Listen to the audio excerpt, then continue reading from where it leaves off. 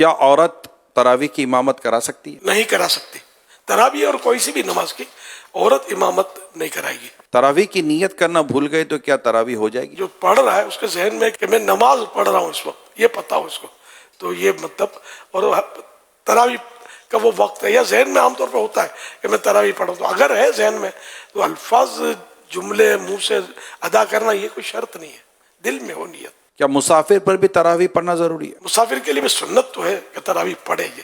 اب تو سفر بہت آسان ہے اس سے. کیا تراویح میں ہر 2 رکعت کے بعد جو بیٹھتے ہیں وہ فرض ہے؟ 4 رکعت کے بعد بیٹھنا مستحب ہے، اور نہیں بیٹھا تو کوئی گناہ نہیں ہے.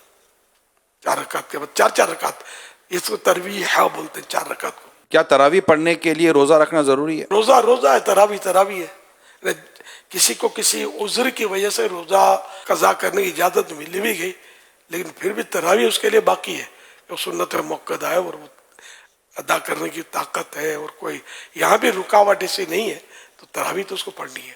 محلے کی مسجد چھوڑ کر دوسری مسجد میں تراویح پڑھ سکتے ہیں؟ بہتر یہ ہوتا ہے کہ اپنے محلے کی مسجد میں بندہ پنجگانہ نمازیں پڑھے، لیکن جہاں جمعہ ہوتا ہے تو وہ جمعہ پڑھے گا.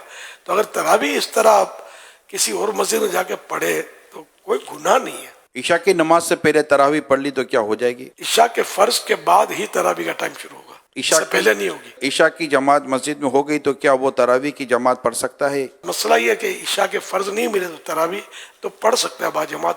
بہتر یہ کہ وطر با جماعت نہ پڑھے. عشاء کے فرض تو میرے پڑھنے ہوں تو انڈرسٹوڈ ہے، تو ابھی عرض کیا کہ عشاء کے فرضوں کے بعد ہی تراویح کا وقت شروع ہوتا ہے. کیا وطر کے بعد تراویح پڑھ سکتے ہیں؟ پڑھ سکتے ہیں. کیا نابالغ بچے کے پیچھے تراویح پڑھی جا سکتی ہے؟ نابالغ صرف نابالغوں کی امامت کر سکتا ہے، بالغ اس کے پیچھے پڑھے گا تو بالغ کی نہیں ہوگی. تراویح کا آخری وقت کب تک ہے؟ صبح صادق تک، جب روزہ بند ہوتا ہے نا، سحری کا ٹائم ختم ہوتا ہے، اس وقت تک تراویح کا ٹائم بھی ہوتا ہے. دعائے تراویح یاد نہ ہو تو وہ کیا کرے؟ دعائے تراویح یاد ہو تو پڑھے اچھا ہے، نہیں پڑھتا کوئی گناہ نہیں ہے.